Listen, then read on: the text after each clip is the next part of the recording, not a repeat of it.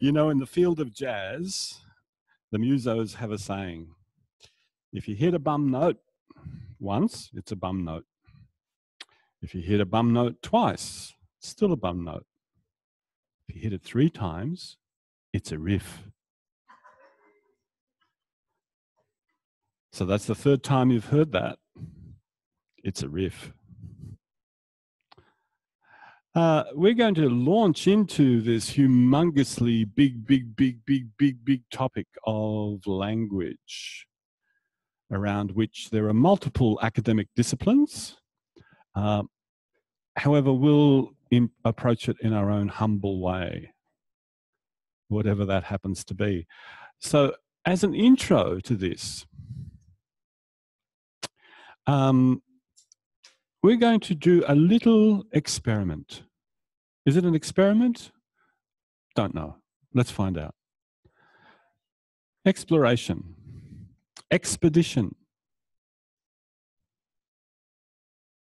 It's an interesting word. See, the inquiry has started. It's an interesting word, expedition, because ped means foot. Ex means out. Going out on foot. No.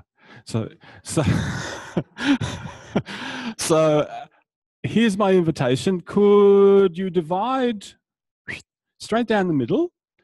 Some of you go on this side, some of you go on that side, more or less half and half.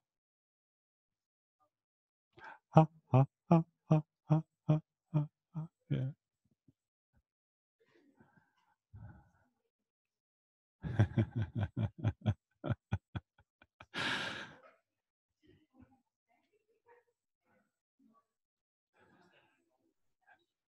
And once you're in place, I'll let you know what your mission is. Sorry? No, that's the wrong show. Okay, you. So who's? Oh, yes. So Sylvia is with you, and Nina is with you. What they're going to do is they're going to lead you through a little process. Yep, that's what they're going to do. And please cooperate as much as you can. So the name of the game is cooperation, not obstruction. Does that make sense? Okay. So that Nina and Sylvia can have some fun. And please give yourself ample time to play. Okay? Off you go.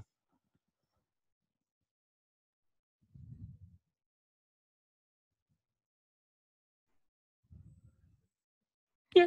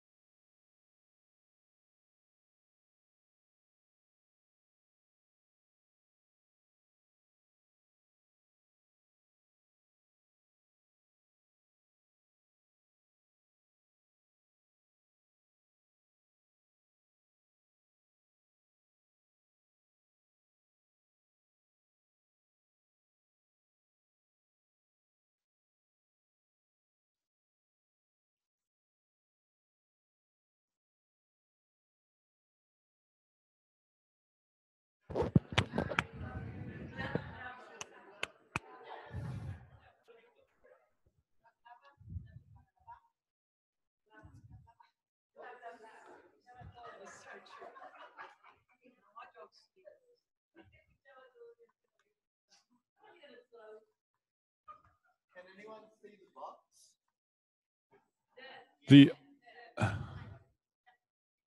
okay. First of all, I'd like to thank Sylvia and Nina for volunteering to do that, because the idea came to me somewhere just before lunch. So that was great.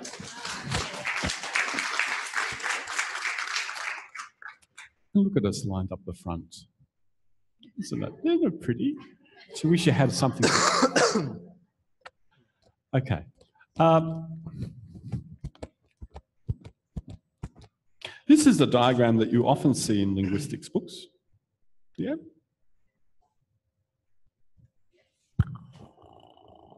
Yep. This is a statement that you don't often see in linguistics books, because only a poet would think of that. And you just encountered this whole process of what language is. But you know, we don't have to become linguists to teach awareness through movement, but we need to know a little bit how to play with it, so we can construct a scenario that can help people to progress in various directions. So that's what this discussion's about, really. And let it be backwards and forwards between you and us and you, because you'll have, oh, I didn't ask. Are there any linguists in the room? Excellent. No. Are there any speech pathologists in the room? No. Okay. We know that there are a couple of people that are multilingual. Yes? So if you're multilingual, you already have a perspective that's outside the box of most people's understanding of what language is and stuff like that. So the more you can share your experiences of that, the better. Okay. If language is a virus, then how on earth is it transmitted?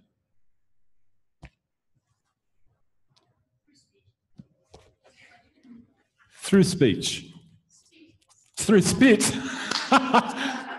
You mean the plosive sounds like p and t and f.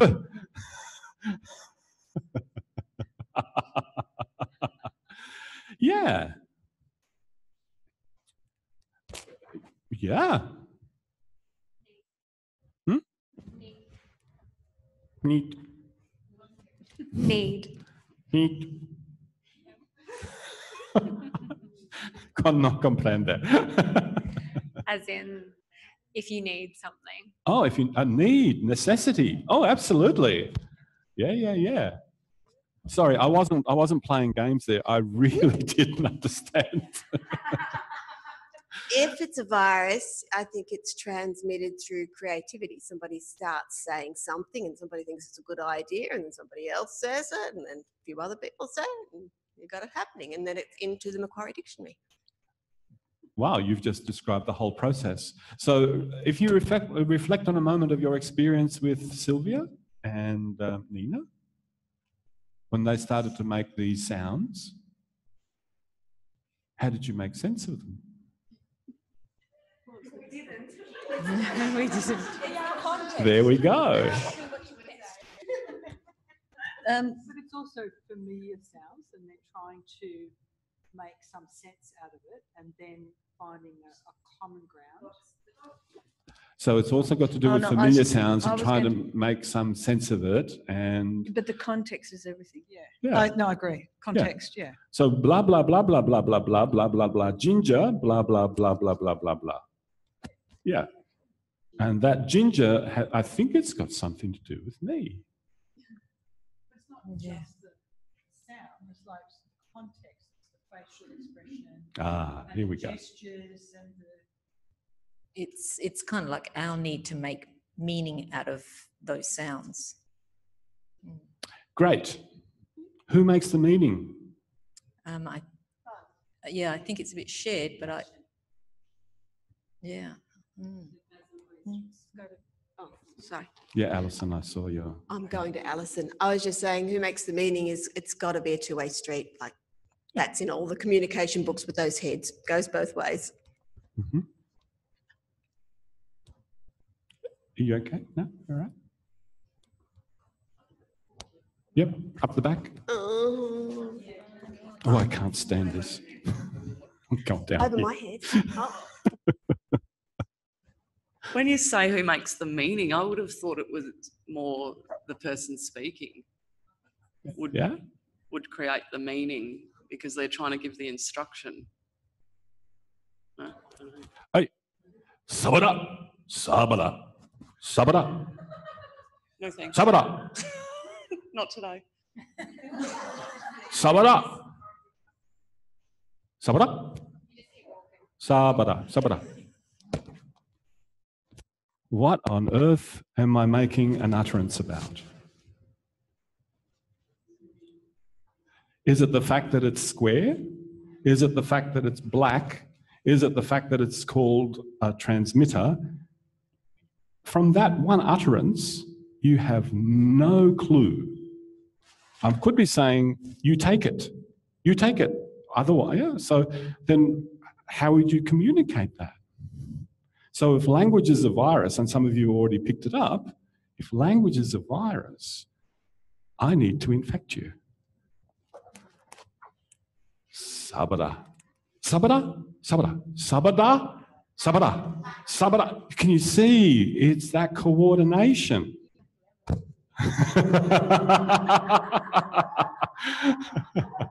Now your story is relevant. But Zoran, if the I do.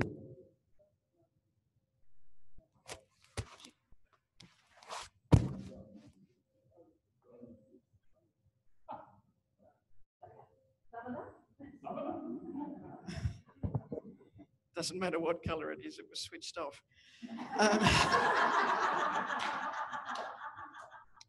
This morning I was coming back from feeding the chooks with my son and my little granddaughter who is discovering language. She's 18, 19 months, something like that.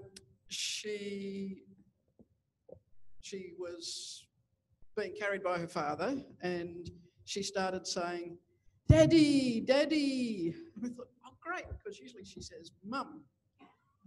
"That's right, that's Daddy." And he said, "No, the dogs are barking next door. That was Doggy," her favourite animal. So her mother is Mum, he's Mum, I'm Mum. And I said to her, "No, I'm Super Mum." And she said, "Yeah." Yeah,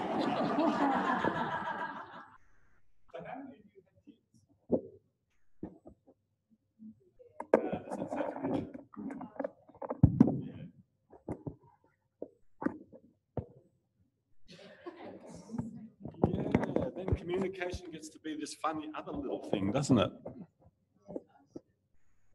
Yeah. I think in this segment I have mentioned the names of two of my favourite kind of thinkers, Machiavelli, and they have a very unique notion of language. And this is kind of the last abstract thing that I'll talk about. And that language is a means of coordinating action. How do we learn it? Through coordinated action. So when I asked you that leading question, where does meaning reside? Well, it's co-constructed. It's constructed between two individuals, three individuals, a family, a culture, a community, all interacting for their mutual cooperation. That's their version of it. So it's for language, for these two dudes, language is not this abstract thing. Language is the means through which we promote our survival and ongoing society, or even my ongoing body over time. It's really important. Yeah. So, yep, Alison. I was just thinking, Zoran, as you were saying that yes, of course, but then of course you move into a whole lot of language that every group of people develops for their non-material life, if you like, their spiritual life, their Yes. emotional life. And I remember hearing a really interesting, it's probably a podcast or an article, about how for a number of people who didn't get the chance to kind of go through very much schooling or often had a paucity of environment, they didn't have a lot of words. And without those words, they actually had less capacity to feel things in a way. Like they had less way to express what they felt. That confused them about what they felt.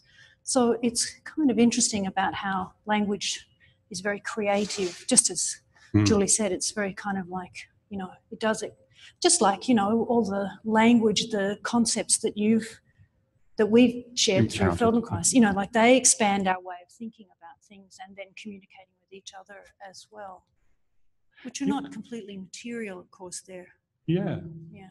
So, so what I'm hearing is language is a way of perceptually differentiating the world, and my experiences of the world.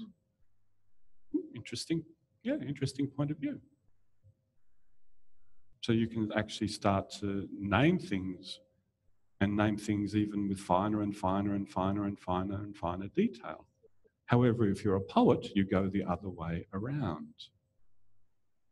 You try to evoke something in language. And, oh, yeah.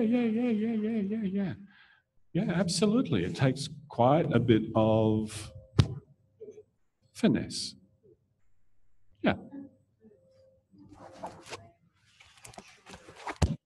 Children like to read the same book over and over again. Well, those of you that read to children will know Only this. children.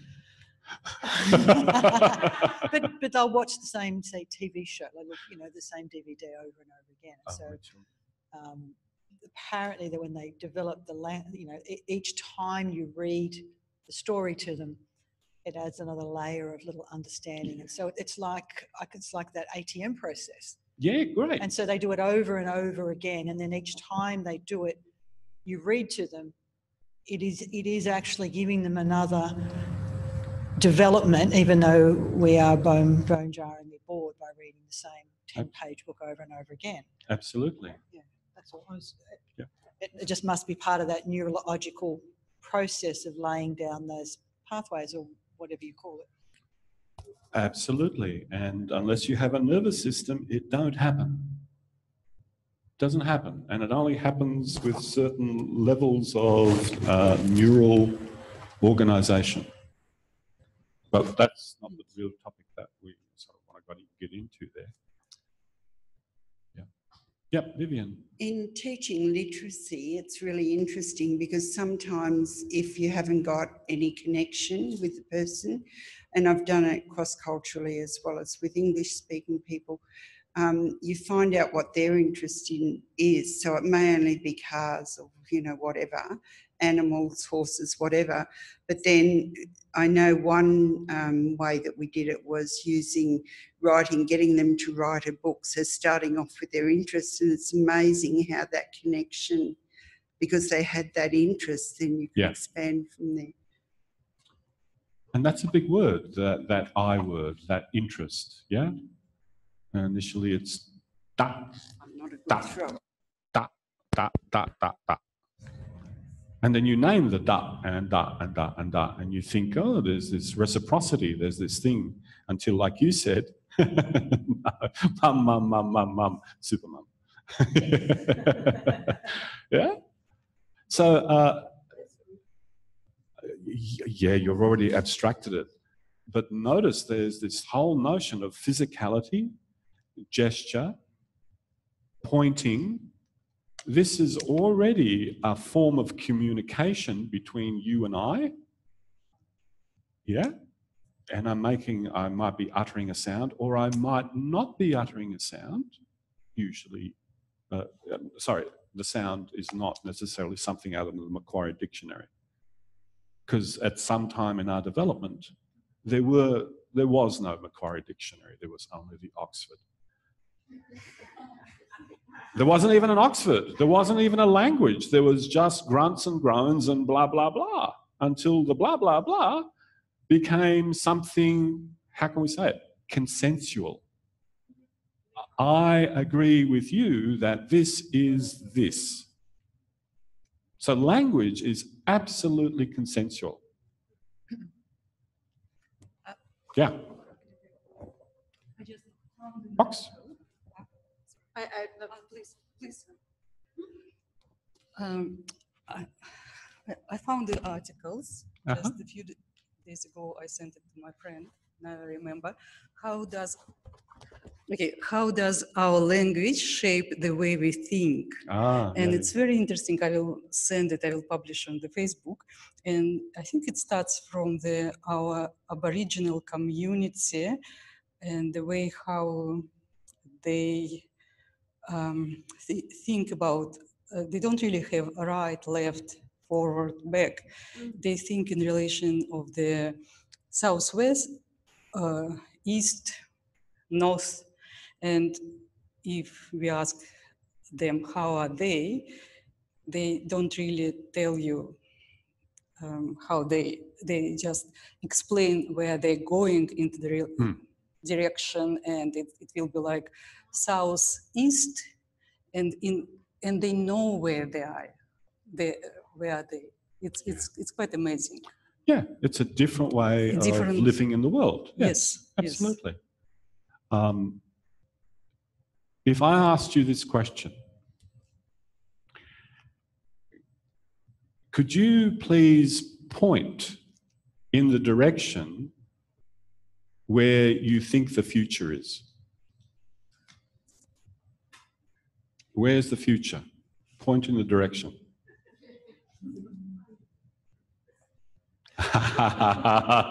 That's good. I never thought of that one.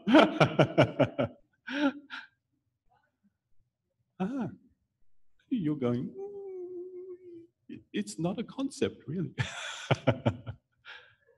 Yeah, that's an interesting one, you know, here, how I process. Some cultures in this world, the future is that way. Why? Because the future's happened. You already know it. It's behind you. You know it. This is the unknown. Actually, I got that the other way around. It's the other way around. Yeah. So even our notion of what direction time is, and even the fact that time has a direction. Yeah. And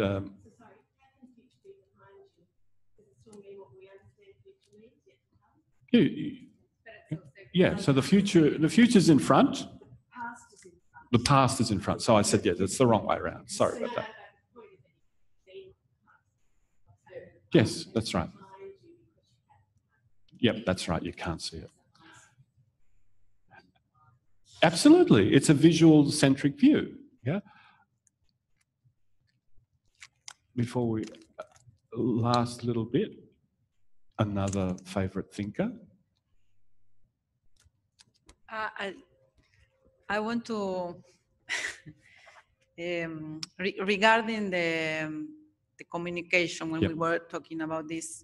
When I speak, I'm very expressive, and when I was speaking with them, I try to constrict my expression with my body, just to them to have the experience to hear someone that they don't understand anything, and was very, very straight. But I feel sometimes I am like them.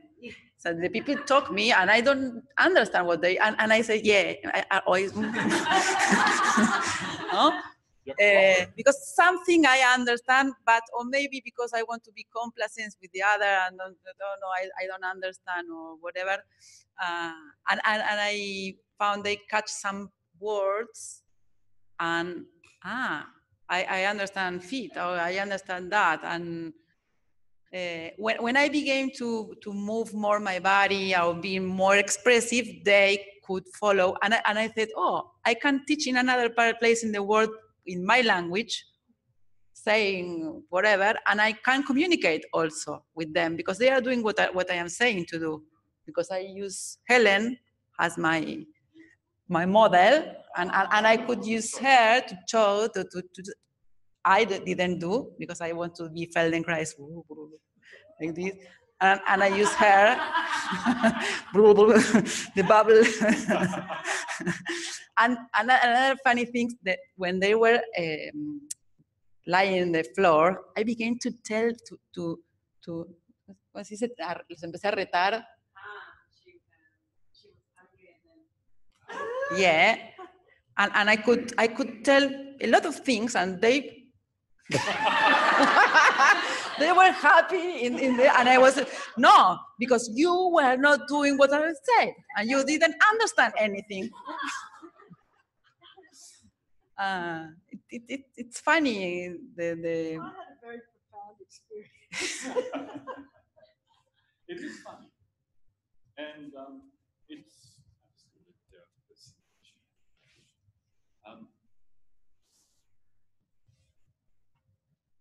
it's no accident that this has become a whole field of study because it's really intricate.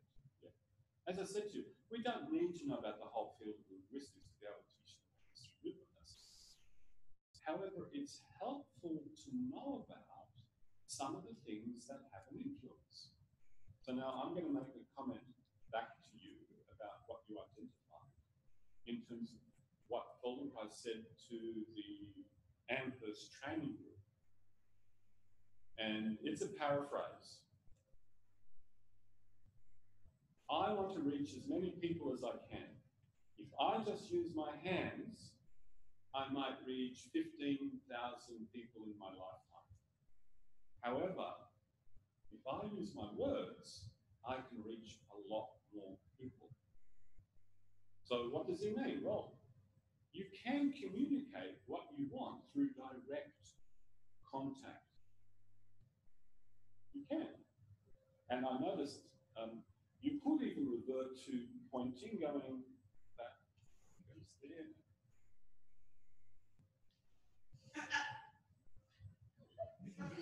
You could do that, but you see, that's still limited up to a point. But if you have a common understanding of a set of utterances, I can give you those utterances. You don't even have to see me. And you're in the process. So that's how the FI turned into awareness to movement. And the way he says it is, it's the same as FI, except I'm now touching you with my words. Huh? Yeah, it's down here. I think I'm speaking enough for it to go there. What do you reckon?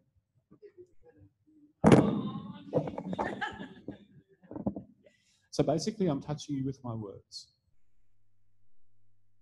That's an odd way of talking.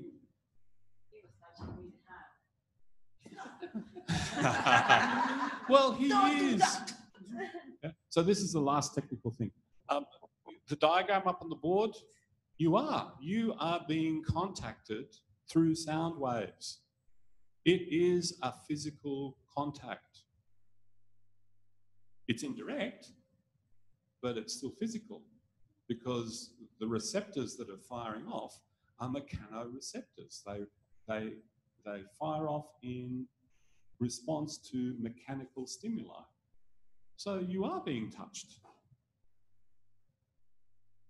Okay. Not just on your eardrums. We think that that's how the reception of sound occurs, and predominantly it is, because the nerve endings that translate the mechanical movement into an electrical signal kind of live in the cochlea. But some of you would have seen the book on the table over there, Listening with Your Whole Body. David Cates has developed a workshop that really helps people pay attention to where else in our body do we actually sense the vibration of sound. Because the whole air is moving. Often the floor is vibrating as well. So our whole body can actually be involved in that reception of sound. So we really are being moved. And that's not a metaphor. That's actuality. So let me try something. Lie on your back. Are you going to speak in Croatian? No.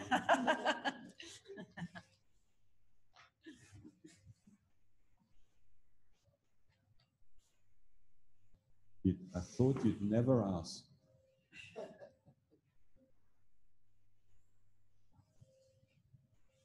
Lift your head from the floor. Put it down. Do that several times. Pay attention to your experience. But pay attention to your experience of lifting your head. Leave your head on the floor. Move your head forward and return. Do that several times. Pay attention to your experience.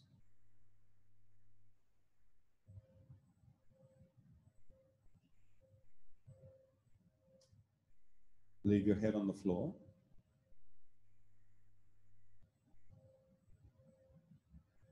Bring your forehead closer to the ceiling. Touch the back of your head to the floor. Do that several times.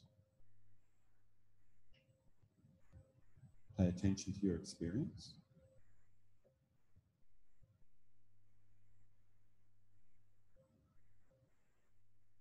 Leave your head on the floor.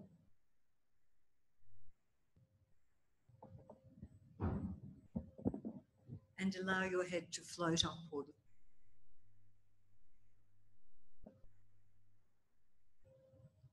Upward in the direction of the ceiling.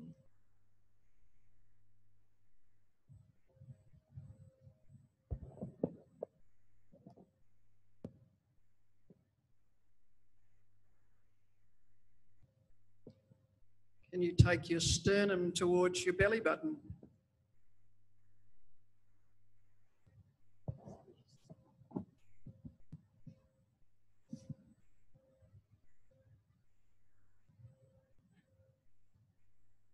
Or create a gap between the back of your shoulders and the floor.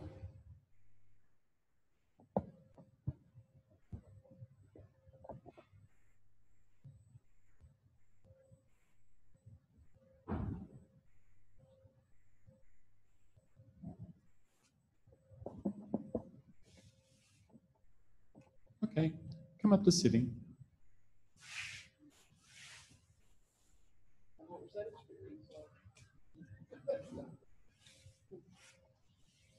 Because we have a culture of inquiry, that question is implied.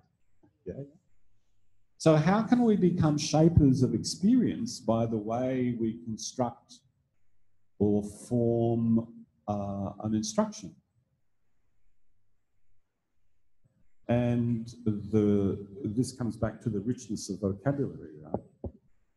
And also your ability as a poet, as a storyteller, because you can invite people into all sorts of different scenarios. I avoided saying, imagine that the floor is the sea and there's a wave picking up your head, and then the wave recedes and your head lands on the sand. But why couldn't you say that in awareness through rhythm lesson? You could. So the instructions do not have to be dry, cut, quartered. They can be as rich as you need them to be for the group. And did any of you experience, and this is a rhetorical question, did any of you experience a difference with a different way of uttering the offering?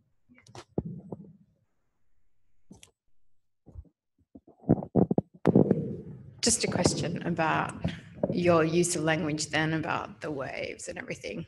So that incorporate some sort of qualitative element to the movement though, and in a way that could inhibit someone's own exploration.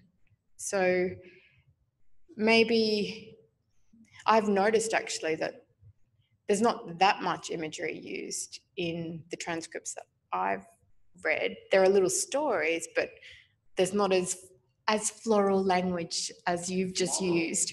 Well, that was Susan's word last week. Floral.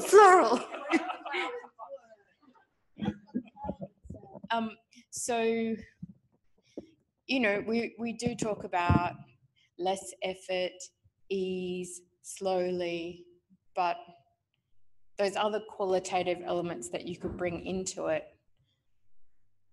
is that really Feldenkrais, like in terms of his yeah, I'm just throwing it out there as like in terms of use of language. Oh, you say that.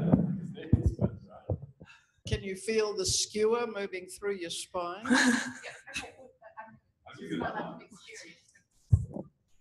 You're lying on the floor, and then the instruction comes. First of all, the instruction, incline your head backwards so that there's a gap between your neck, a greater gap between the back of your neck and the floor. Obviously, people weren't getting it. So his next instruction is tilt your head backwards as if you're offering your neck to be cut. You want to know about responses? Yeah. So, but you see, language reflects our history, and what we draw upon comes out of what our experiences are. He had a violent start to life. So I didn't think your example was floral so much as wet, really. But anyway. Sorry. Yeah.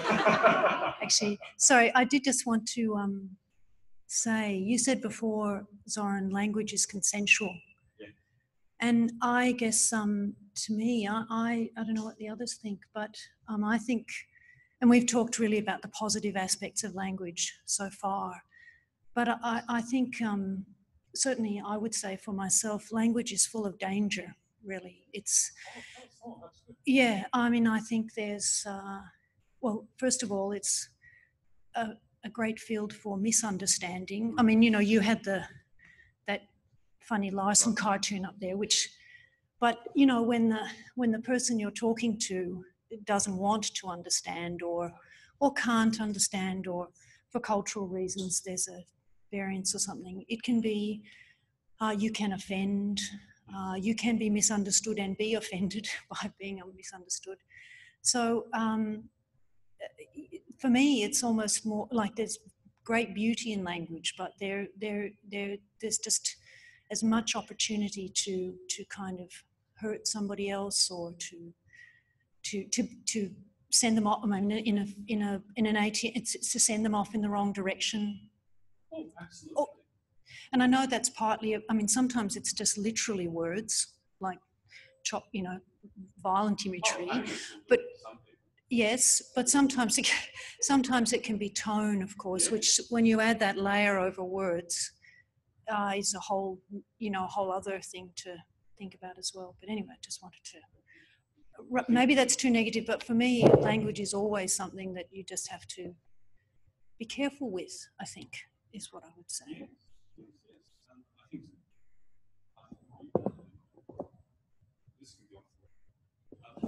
I think in the middle of last week, Susan used the D word, right? Penis. I mean, there are populations of people that if you use that word, they would not come back.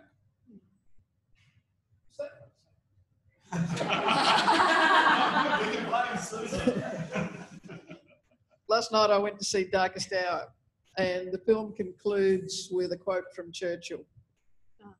Success is not final. Failure is not fatal. It's the courage to continue that's important.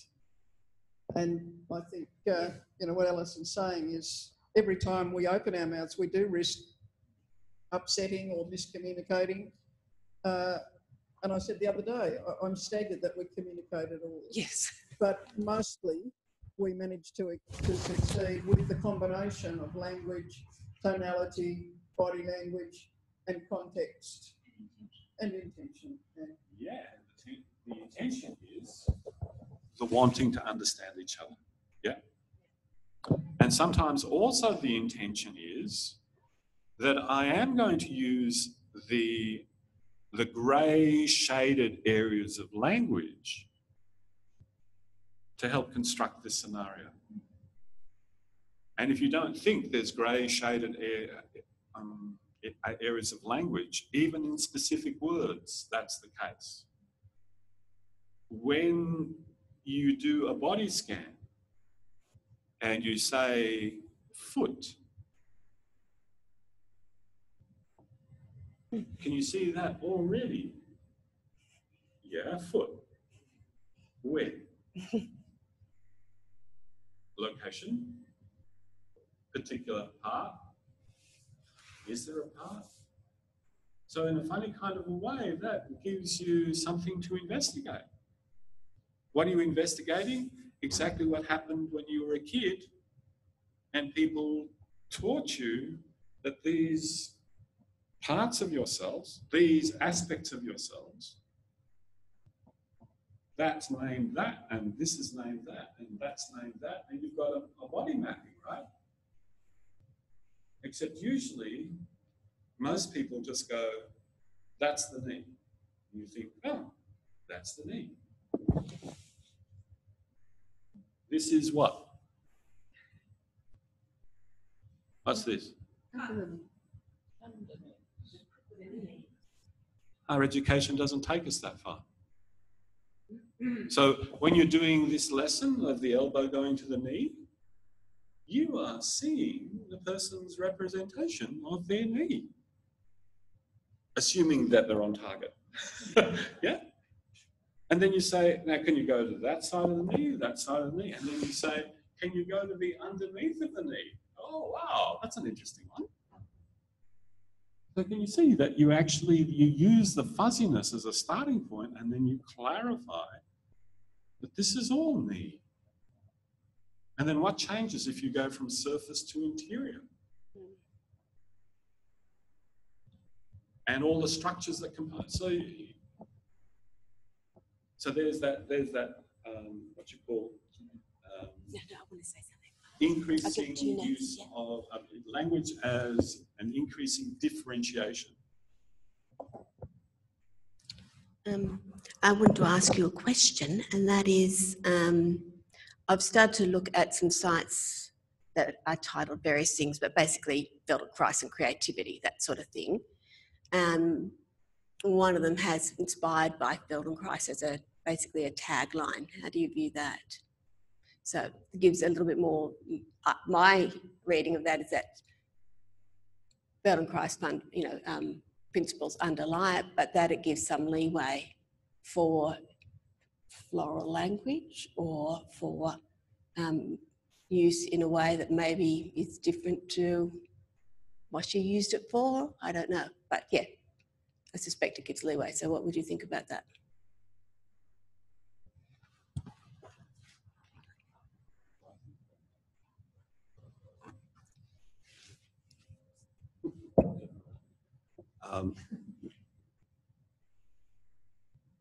There is a great misconception that the way to touch somebody in functional integration is nice and soft and easy and non-disruptive.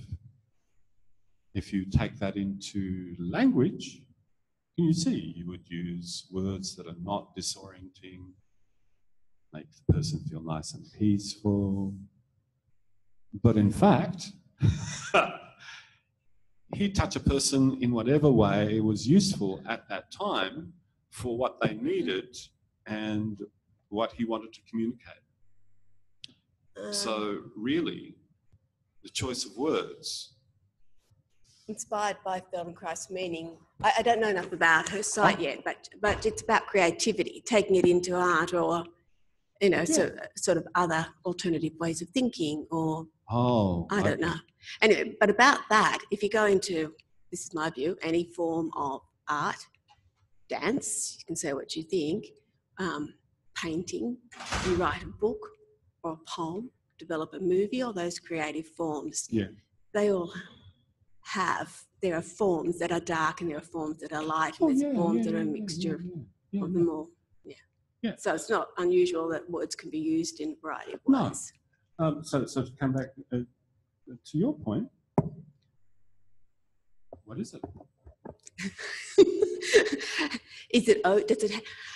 I guess I'm asking, is there a strict interpretation of what the Feldenkrais method is, or is it open to interpretation? You want a definition? I want, like I said, what's your response to Inspired by Feldenkrais? You want a fence built out of words? Is that what you want? I don't want anything. In fact, I can drop the question. The question is simply, do your training in Feldenkrais, is there an expected application of it, or is there a loose application of it? That's the question.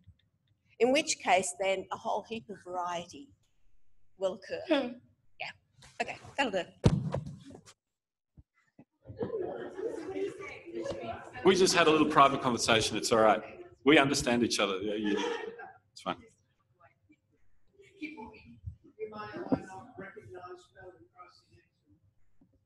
No. So,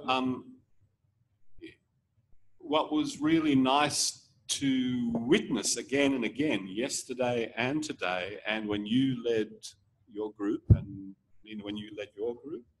was how quickly you took on board what you were doing and learning from each other. That's like me touching Ruth on the shoulder, like we've touched you in certain ways in terms of your experiences of ATM, and we've gone, yeah, a little bit of this, a little bit of that. And suddenly, there you are, stimulated, sharing your experiences with one another. So that's a larger systems perspective. This, Ruth is a system unto herself, I'm a system unto myself, but you became systems unto yourselves and interacting and sharing and learning stuff. That's what we're after here. And coming back to the question of aesthetics, Julie's now gone, there's no doubt about it that when it comes to aesthetics, Feldenkrais definitely says it's a matter of opinion. You hear this person playing a particular piece of music on the piano, you hear this person, this person, this person. How do you differentiate? How do you make a call? And he writes, I can't remember where it is, but he writes, well, he was talking to a muso. And he says, well, you know, this particular player has this kind of facility, and that kind of player has this kind of facility, and that. So they're really stringing out the differences that they can pick. And Feldenkrais, yeah, I get it, but I like that one. And it's got nothing to do with technicalities. It's got everything to do with that resonance that you feel towards something. I.e., Laurie Anderson. Yeah. Oh, that was a virus inside my head last night. Yeah.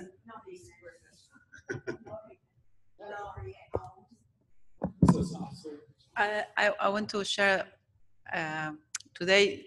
Susan gave us the part of the class, and when she was giving us a scan, sometimes I have some problems with the scan because I lose, and she gave the instructions in somehow I get it, and was very, very useful for me when I gave my scan to my part scan with my student, because I could use this that I could understand better in my body. It was a combination of the name of the part and that part. She just said food, but that part of the food is touching the floor. This part, she was giving more precisely, because I have a very, very distracted mind, and my mind don't go. If someone say food, I don't go to the food, or maybe I go, but I can't stay too much. And these instructions were very, very useful for me, and I try to use with my, because I recognize I have some problems when I give the scan. I'm not very precise and help to the people to feel that part, because I repeat always the same words. Maybe it's because I don't have too much words to get from another fronts, but it gives me good. Yeah, so through your experience with Sue, it gives you an idea of how to proceed. Yeah. And as you teach each other more and more, and as you hear different people, and as you go to different practitioners' classes, this is what you hear. And this is how we pick up different ways of doing things. And how we find, how eventually we find our own style, our own conversation. Yeah.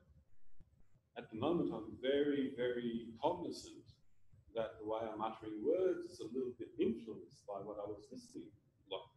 It's got that little bit of a loop to it. It's like, why am I doing that? Because it's kind of stirring around inside me. But that's what happens until it really settles in you and it becomes part of your conversational style. So this is about, I said yesterday about register.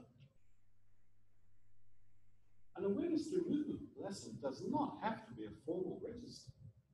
You don't have to use one should do this or one can do that, or you just treat it like a conversation. And that invites a very different interaction than if it's delivered like a scripted lecture. Very different response. Yes.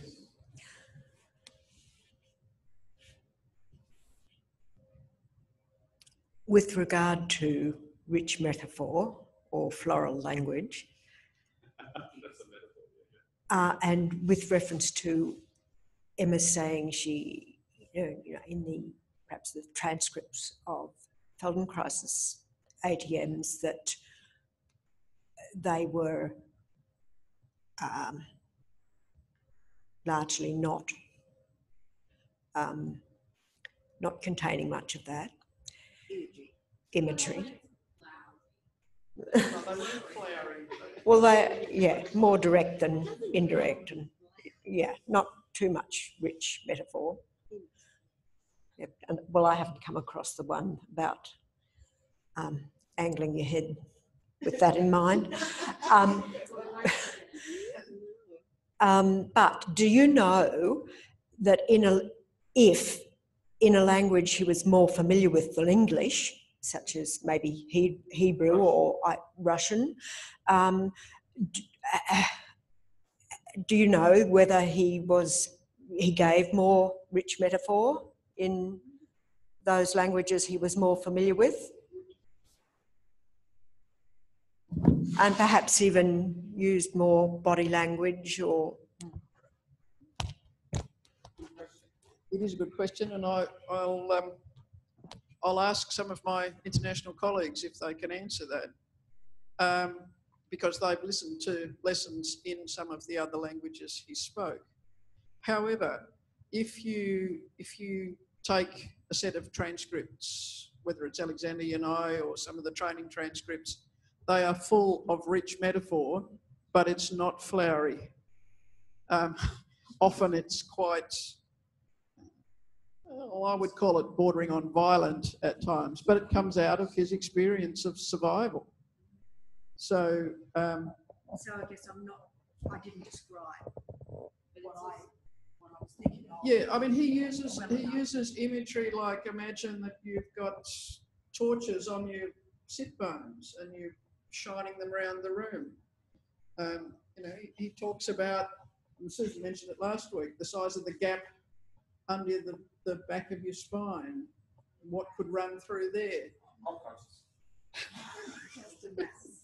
I'm trying to avoid trauma in them. I think that's a very good point about the trauma, about what his experience. That's where his history informed his metaphors. So there are a lot of metaphors about survival and kind of life and death situations, and they're not metaphors that I would choose to use in the contexts in which I work. I think, but there certainly was a lot of use of it. I'm talking about feel-good rich. I'm talking about feel-good rich. Feel-good metaphors. No. So here's a feel-good metaphor for an engineer, right? Imagine you're lying on the floor and you have a piston, just a piston head, right there where the junction of your neck and head is. And this piston just comes up out of the floor and lifts your head towards the ceiling. Now, for an engineer, that would be nice. It's like, oh, thank God you suddenly talk. Oh, that's so nice. So can you see that that's an aesthetic thing? Metaphors, metaphors don't resonate with everybody. And that's the nature of metaphor. You choose the metaphor that resonates. Yeah, try to. Well, yeah. So how do you go about the trying? For me, I think about what is the experience of the person I'm talking to or the group of people. What words or images or experiences are shared? Do I know anything about any of those? And so can I make an example that might be consistent with their experience? Because otherwise my intention won't be translated into meaning. So I periodically, I think I had an attempt with Kevin this morning. He talked about something that he wasn't sure he'd have it nailed down. Was it you? No, it was Mark.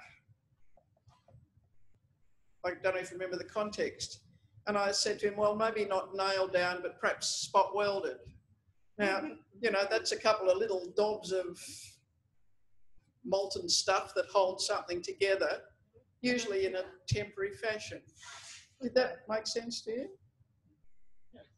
Okay, it may not make sense to anybody else in the room, but it's a case of thinking about what's a context that we both know something about, at least enough that we could use a shared image. And the underlying metaphorical construct of that is understanding is what? Understanding is what? Woodwork? Welding. Welding. Or, there's a lot of phrases in our language where understanding the underlying construct is understanding is touch. Understanding is tactile. Got a grasp of that? Got a good feel for that? Yeah, so we have underlying all of this really basic metaphors that actually structure a whole lot of other metaphorical constructs. And where do all those come from? Your embodied experience. Where else? With each other, with the hard stuff of the world, with the soft stuff of the world. It comes through your embodied experience and then your imaginative elaboration of that. It is. So we only ever communicate with abstract ideas and therefore. Yeah. So these utterances are abstract.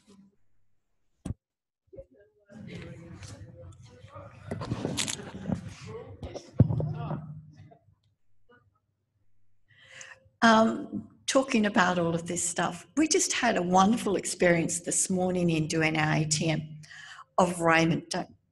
Don't mean to embarrass you, Raymond, because his language is so different his presentation is so different. It's all him, but it's not what you would expect from general presentation of an ATM.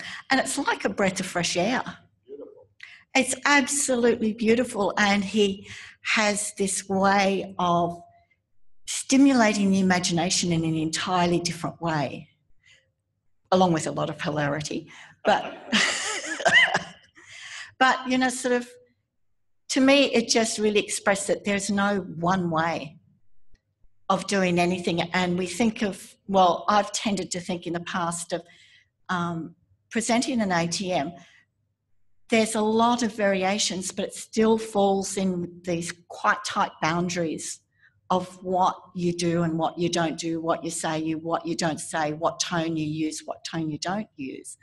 And what I've learnt from Raymond is that's not necessarily the case. And it can be very effective to jump out of that every now and again. Yeah, absolutely. Yeah. I did it consciously. What I noticed from what we were doing yesterday was we're really trying hard to deliver what we learnt from the notes. So I thought I'll try and deliver less, but deliver me. And as I heard from Jenny before we started, the most important thing was to contact with our students. So I just tried to put less in, but make it more enjoyable. But because I've learnt the lesson a bit better now, and we'll all learn this, that the better we know the lesson, the better we can let ourselves shine through and actually deliver it. And we had a lot of fun, actually. It was a fun thing, yeah. Yeah, we did have a lot of fun. Next. Add to that, the ATM that we did up in the corner, early Edda made it like a conversation. So it was less formal and it was very nice and I got a lot out of it. And then what I got out of yesterday was in the group that I'm on, I was teaching and I said, is it your left finger? Yeah, I said, use your left index finger and use it to try and touch your navel. And then Raymond goes like this. And it's like, oh, there's a lesson in knowing your students. So we're going to watch out for you, huh?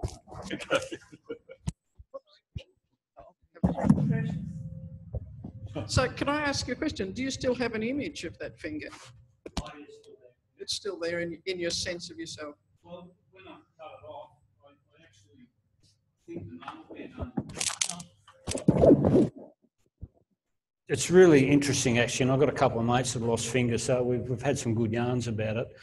Mine was cut off in a wood chipper, but the disc was just spinning, and it was very sharp and nicely adjusted, as my wood chippers are. So it cut off.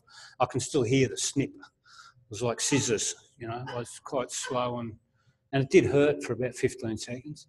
But I think when it cut off, the nail was bent up a bit, and you know how you got a little, not a bad splinter, but you got something under your nail and you can feel it. Like I can feel that. And I forget how long it went for. It might have been 18 months or so. When you pick something up, because in your brain map, you think you've got a finger there, every time you pick something up, it feels like there's a hole in it. So it's quite a unique experience. I wouldn't recommend it. It'd be nicer to have 10. But it's a big eye-opener for this, because I'm understanding that the brain, because this finger was split long ways, I'm sort of lucky to have that. The brain map of this finger would be huge.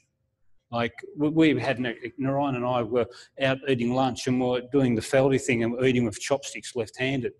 And like I walked straight into it, with one go I was using the left hand better than the right hand, just because this ring finger had such a greater knowledge of life. Yeah. So yeah, well, it's been educational. But yeah, you can you can sense it's there still. It feels there. But I know that it ends now.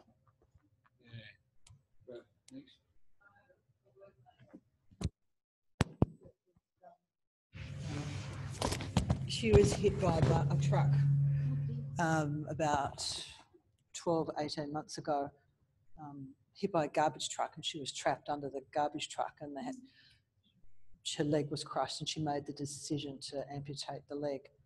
And then she said she can still feel the leg. It's still there in her mind. So.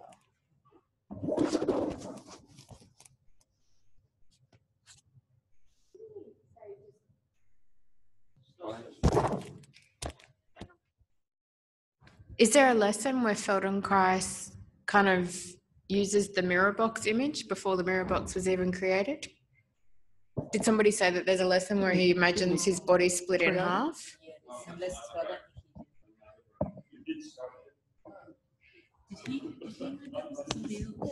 it's not a No, mirror he box. didn't imagine. No, he didn't create it, but like that's what No, a mirror it's not a box mirror is. box.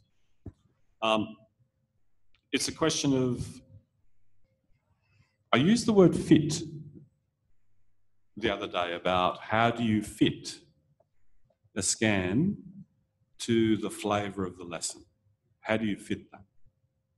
Now, if you know you're going to do a bunch of movements that you want never to cross the midline, how do you set that up?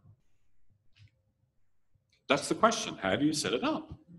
The way he set it up is imagine a plane dividing the body, cutting it into two equal halves, left and right. I don't think he used glass. I don't know what he used. I know that practitioners after him have used glass. And that you're polishing the glass. I'm thinking of this is the Frank Wildman lesson, right? He uses the glass.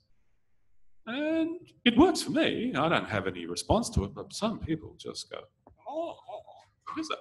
But notice the fit that you're trying to make. That there are these symmetrical things and they're exactly in the same alignment without crossing over. So you set up some sort of frame of reference that enables you to, one, not to use too many words, but you've got a now shared understanding that there is something there. It gives you something to work with, something to refer to. So as when you know that, then this whole thing of creativity comes into play. Then you can create whatever works, firstly for you, that you can make sense of it, and then after you've taught the lesson a few times, oh, that works for a lot of people. And I don't get this response. Yeah. And that's that whole fit. The words you choose to use, the images you present, the metaphors you make are in the service of the lesson and in the service of the people and in the service of you. It's actually a triple view. It's a triple view. It's not a single view.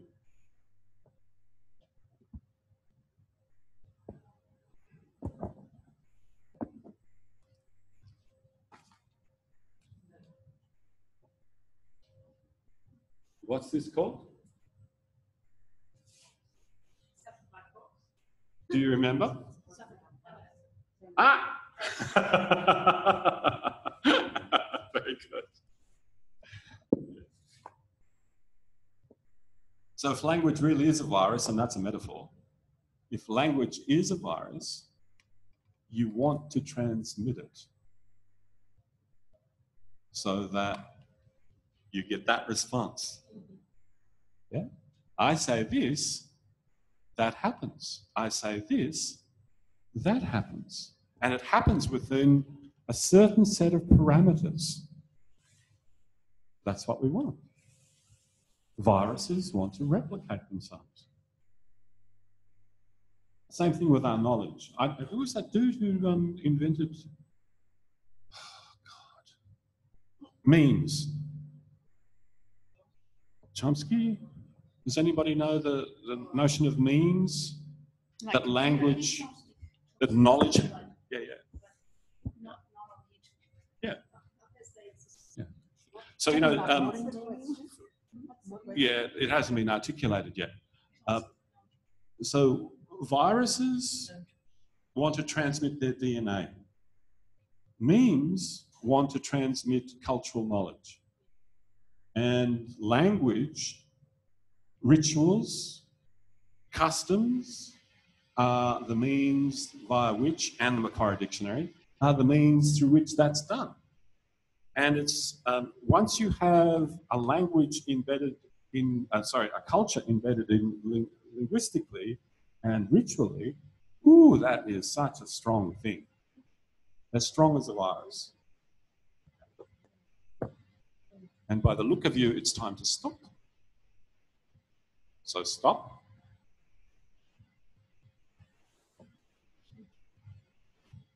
Go have a break.